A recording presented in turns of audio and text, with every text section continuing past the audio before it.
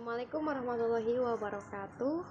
Eh, Perkenalkan, saya Mutia Lestari, di mana saya ini merupakan perwakilan dari kelompok 7 yang akan membahas materi mengenai warabala ataupun Prancis. Ya, di mana kelompok 7 ini terdiri dari 3 orang. Yang pertama ada saudari Arnida Sari, kemudian ada saudari Siti Yuliawati Saputra, dan saya sendiri yaitu Mutia Lestari. Oke, yang pertama materi yang akan disampaikan yaitu mengenai pengertian daripada warabala itu sendiri. Nah, saya akan mengambil pengertian warabala berdasarkan peraturan pemerintahan nomor 16 tahun 1997, di mana memberikan pengertian yang lebih luas, yang mana menyatakan bahwa warabala ataupun franchising ini adalah perikatan di mana salah satu pihak diberikan hak untuk memanfaatkan dana atau menggunakan hak atas kekayaan intelektual atau penemuan ataupun ciri khas usaha yang dimiliki oleh pihak lain dengan suatu imbalan berdasarkan persyaratan yang ditetapkan oleh pihak lain tersebut. Nah, dalam rangka penyediaan dana ataupun penjualan barang jasa tersebut. Nah, kemudian di dalam warabala ini terdapat unsur-unsur, di mana yang pertama ada unsur warabala franchisor, kemudian ada franchise, kemudian pengelolaan unit usaha, ada inisial ataupun royalty fee, kemudian standar mutu, ada pelatihan ataupun training, yang terakhir ada kontrak, di mana kontrak ini adanya suatu perikatan ataupun perjanjian dalam draft kontrak yang mengikat serta menjelaskan hak dan juga kewajiban antara si franchisor sama si franchise ini. Nah, di mana kalau franchisor ini adalah pemilik ya ataupun produsen suatu produk barang atau jasa tertentu yang telah memiliki merek dagang tertentu dan memberikan hak eksklusif untuk pemasaran dan juga penjualan atas merek dagang tertentu. Sedangkan yang dimaksud dengan franchise di sini yaitu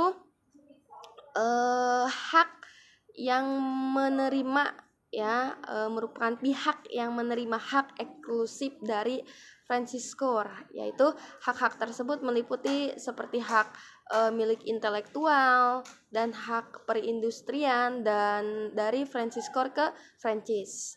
Nah, kemudian setelah unsur-unsur warabala, ada juga jenis-jenis warabala, di mana menurut Rolf D. Brown bahwasanya warabala ini terdiri dari 3 jenis. Yang pertama ada warabala pekerjaan, kemudian yang keduanya ada waralaba usaha bentuk, dan yang ketiganya ada waralaba investasi.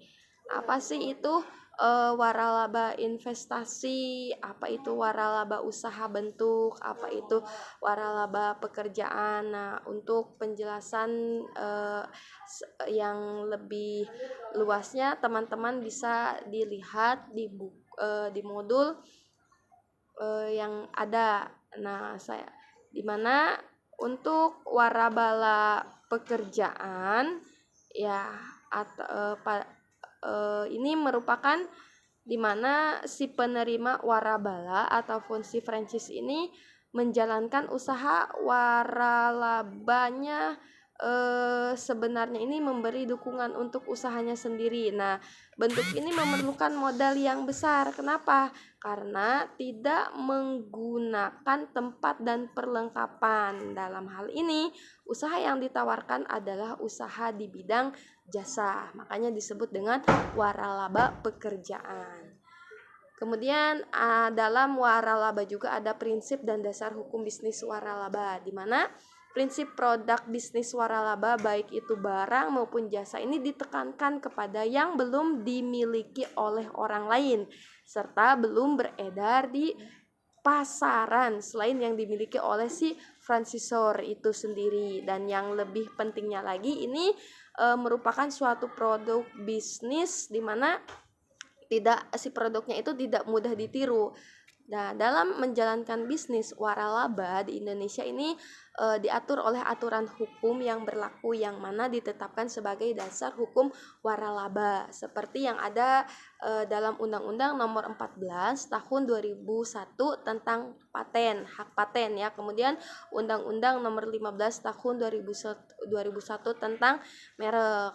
Nah, kemudian yang selanjutnya ini ada yang namanya waralaba minimarket, di mana franchise minimarket ini adalah suatu jenis pasar modern yang sudah menjadi satu paket dan terbentuk dengan pola franchise itu sendiri, serta memudahkan dan memberi kenyamanan bagi masyarakat dalam berbelanja kebutuhan sehari-hari.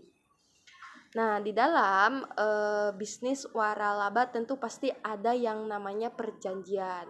Nah, untuk perjanjian waralaba ini merupakan perbuatan hukum antar si franchise dengan si franchisor yang menimbulkan kewajiban dan hak timbul balik antara kedua pihak.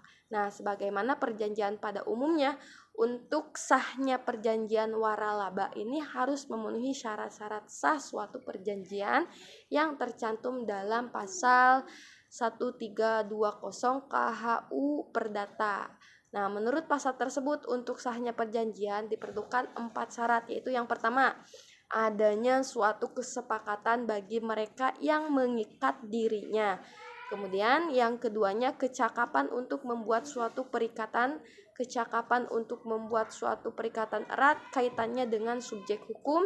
Dan yang ketiganya, hal tersebut jika dihubungkan dengan unsur-unsur perjanjian di atas maka menjadi suatu hal tertentu. Dan yang keempatnya, suatu sebab yang halal. Nah, berdasarkan pasal 5 Peraturan Pemerintah Nomor 42 Tahun 2007 tentang waralaba, bahwa dalam setiap perjanjian waralaba ini harus memuat beberapa klausula, yaitu nama, ada nama dan alamat para pihak, kemudian jenis hak kekayaan intelektual, ada kegiatan-kegiatan usaha, hak dan kewajiban para pihak, kemudian bantuan fasilitas, bimbingan operasional, dan pemasaran yang diberikan pemberi waralaba kepada penerima si waralaba ya. Kemudian ada wilayah usaha, kemudian jangka waktu perjanjian, dan tata cara pembayaran imbalan. Nah, kemudian yang selanjutnya setelah perjanjian ada para pihak dalam perjanjian waralaba, di mana menurut Subekti yang dimaksud dengan pihak-pihak dalam perjanjian waralaba itu adalah mereka yang secara langsung ini terikat memenuhi kewajiban dan memperoleh hak dalam perjanjian waralaba, yang dalam hal ini adalah si pemberi waralaba ataupun yang disebut dengan franchisor, dan si penerima waralaba ataupun yang disebut dengan franchise ya. Nah, apa sih dalam waralaba juga pasti ya, dalam suatu usaha gitu pasti ada biaya-biaya dalam transaksi ya, franchise ataupun transaksi penerima waralaba. Nah, biaya-biaya yang hendak dikeluarkan untuk suatu bisnis franchise di samping harus jelas betul ya, dia punya terms atau condition, tetapi juga harus jelas dan dinegosiasi siapa yang harus memikul biaya tersebut. Nah, apakah si pihak franchisor ataukah si pihak franchise yang merupakan pihak wajib bayar.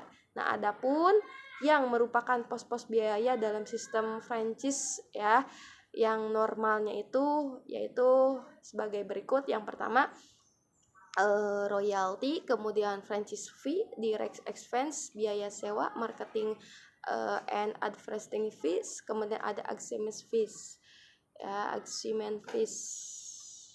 Nah, dalam waralaba ini pasti tentunya ada kelebihan dan kelemahan ya dalam bisnis tersebut. Nah, apa saja sih kelemahan dan kelebihan dalam bisnis waralaba? Yang pertama, kelebihannya itu dimana merek ataupun brand ini sudah terkenal, kemudian standar mutu kualitas sudah terjaga dan baik, kemudian resep ataupun konsep khusus bisnis yang sudah teruji dengan baik, kemudian metode dan juga SOP-nya ini sudah tersedia, kemudian informasi seputar market dan bisnis yang terkait, kemudian pelatihan untuk meningkatkan keterampilan dan juga adanya bantuan keuangan dan juga pemodalan.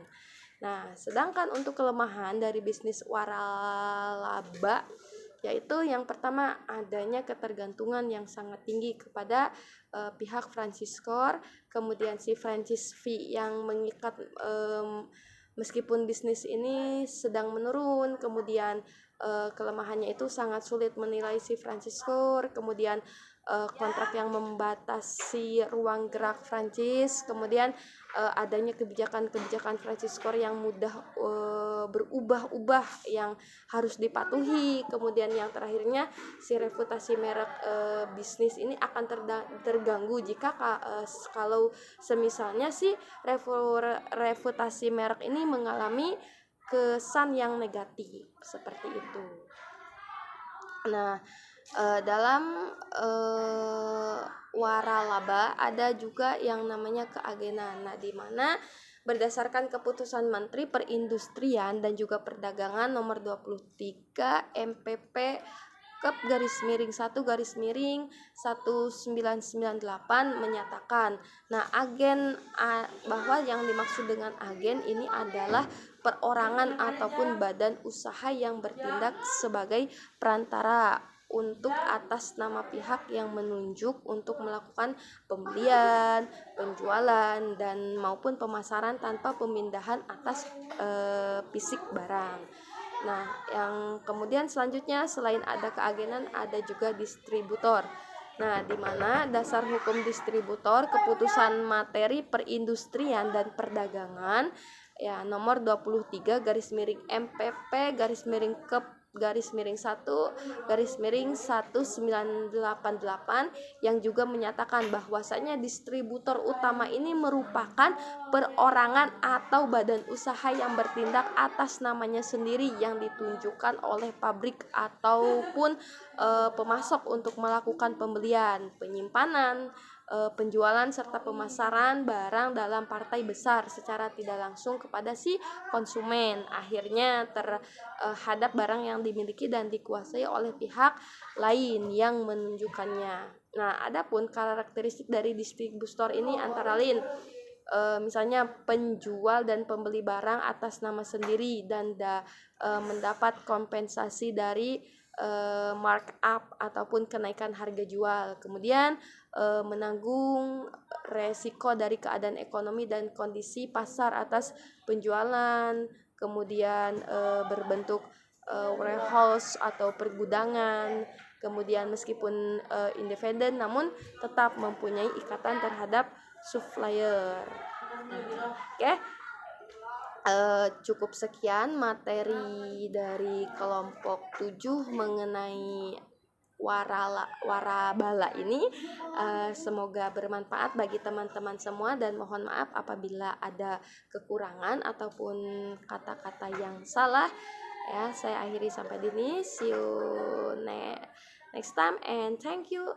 See you, bye bye. Assalamualaikum warahmatullahi wabarakatuh.